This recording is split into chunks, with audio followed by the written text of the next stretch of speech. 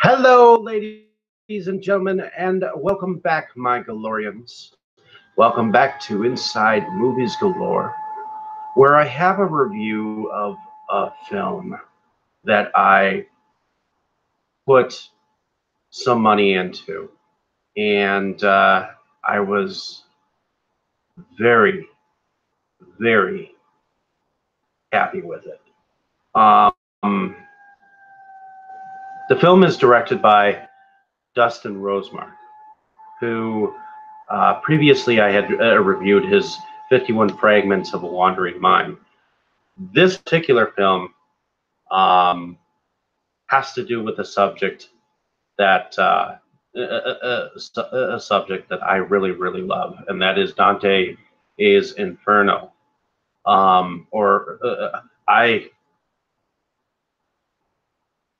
which is often about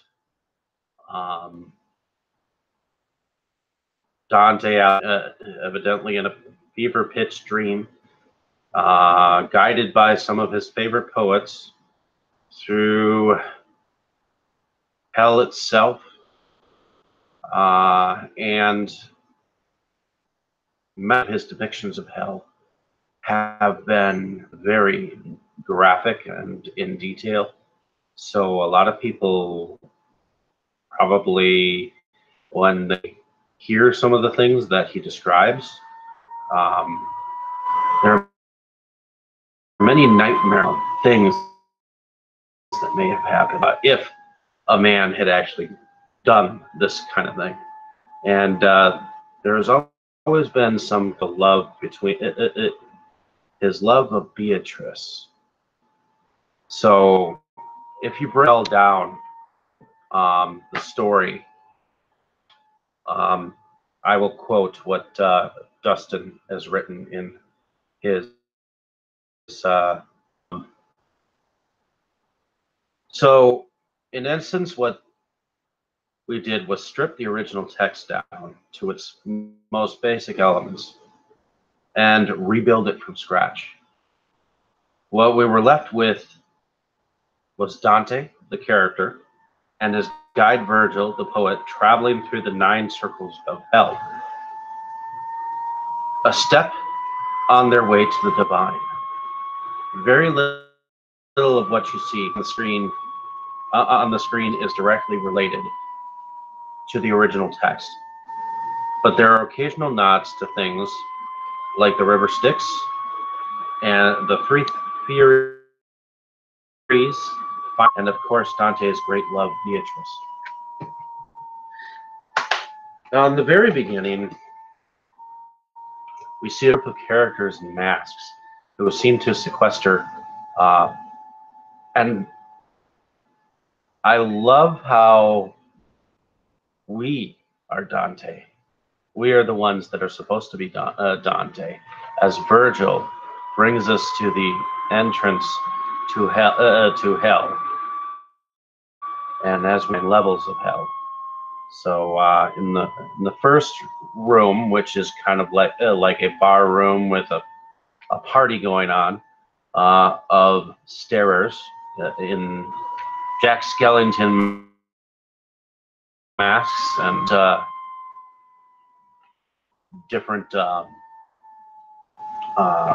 suits or characters that be having an endless party. Then we go enters into the hell of lust, where I think this next imagery is supposed to Beatrice, as we see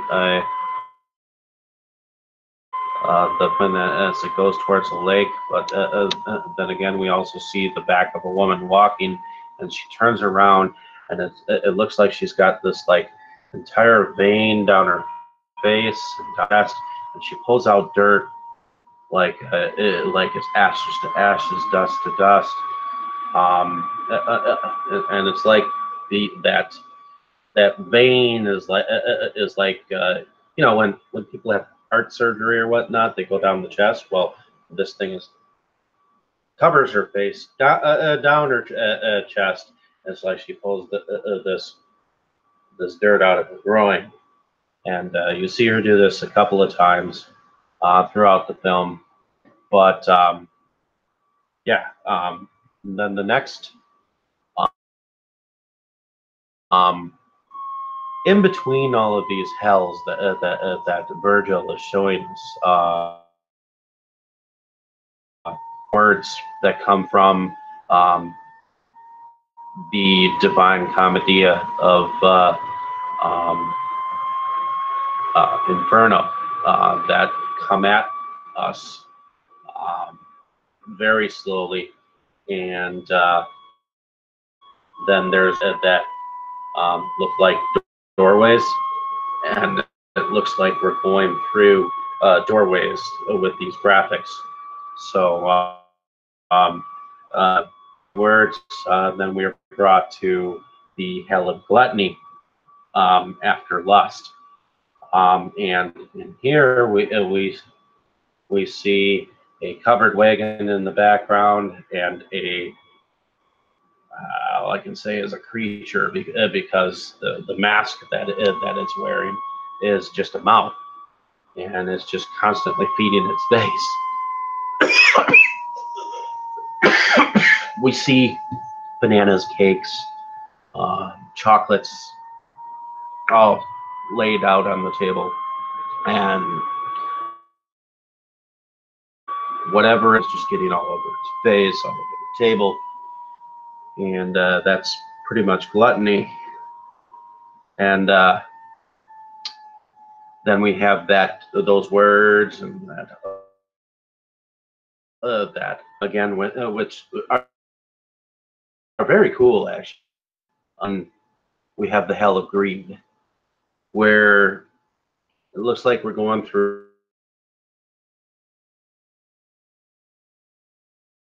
like after the long blades of grass come to a circle where it looks like a woman is binding these people in chains where their heads are bandaged together, and they're being bound to a pole or something, and then she goes over and starts pounding away at this brick looking with wood or whatnot, and we see her pound a big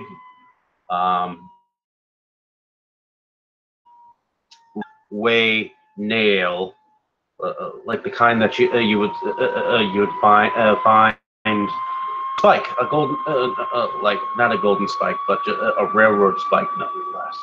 So she pounds this spike into her hand, and then she bleeds gold.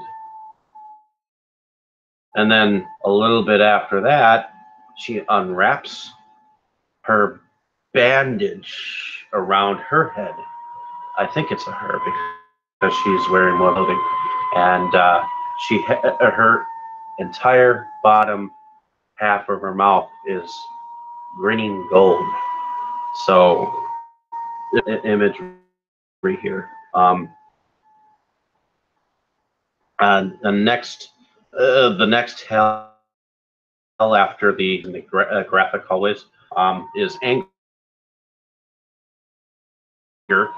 Teenagers, 3 of them to be exact, calling themselves cyanid, cyanids or whatnot. They walk in with books and drop their learnings off, and then they go and destroy a few things, graffitiing the wall, and then come back and burn their books. And they look at you with just anger. I don't know how else to describe it. It's an emotion. So I think they were trying to display teenage angst in a way. And that was the imagery, I think, well, it was.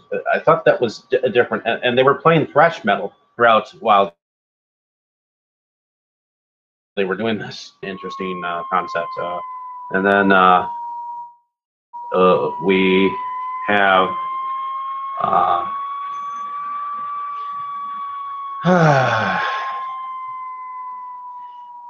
the next hell is heresy, and we see the steps of the divine, where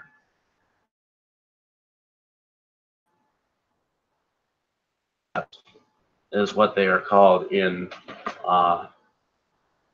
Dante's Inferno, and we see bodies in bags, uh, just hanging on these steps as Virgil is walking us down, and just seeing the bodies all laying like that, motionless, um, is definitely an image that I won't.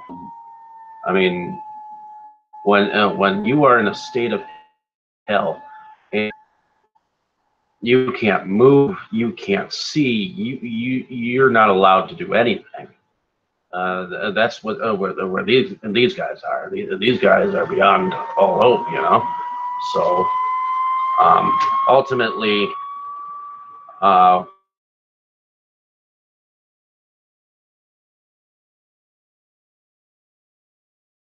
then um, masked uh, character in a pope's uniform, swinging something that you'd see in a vigil,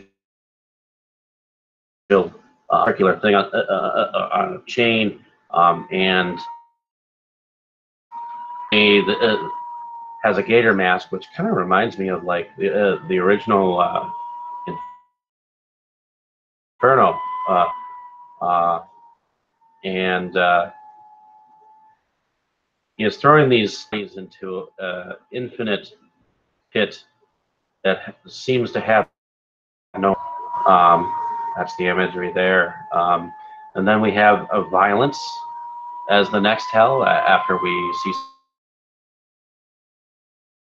some words and graphically made a hallway to the next hell, uh,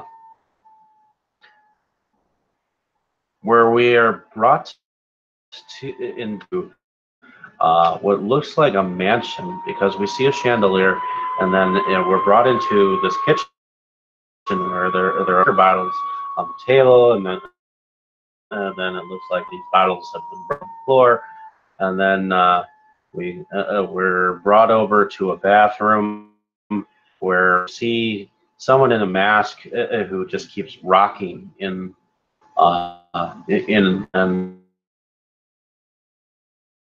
little, as a body all laid out with a gun in their hand. So it makes me think of suicide, that kind of thing. And then the camera swings around, and in the kitchen we see a couple fighting, and it seems like it's getting quite animated, and you get a sense that these images of these people who in this violent hell are sequestered in reenacting, you know, the ways and reasons why they were violent to begin with. And so we see it's like everyone here is wearing a mask. It's like a masquerade in hell, and that's something that comes up somewhat in this whole thing.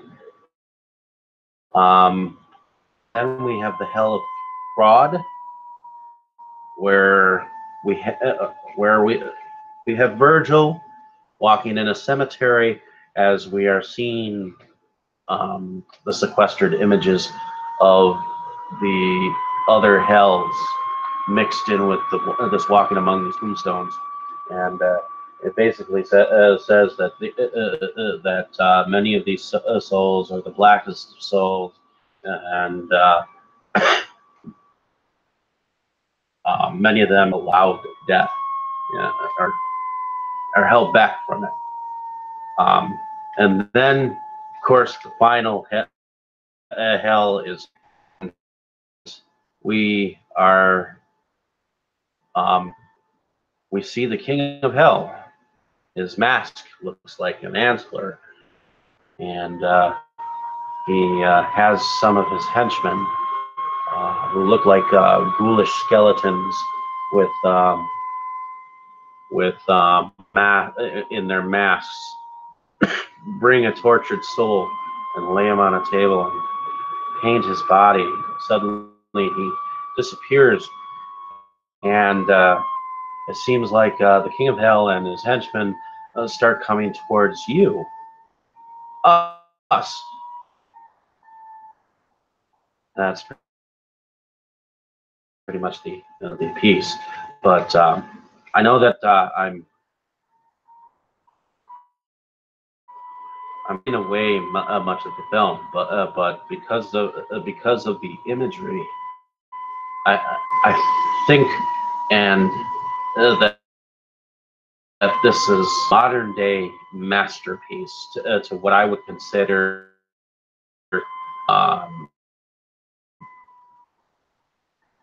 what you would want out of a silent film if it were done today, in this day and age, and not like it used to be, with just the old card with the words of it in there. I thought the graphics that were involved with this film were great. I'm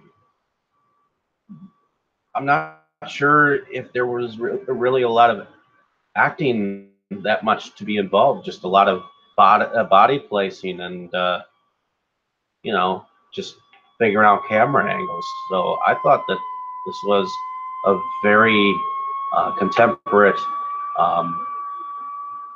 spun tale of Inferno, and it is definitely a nightmarish concept. So in any case, hopefully you enjoyed my description of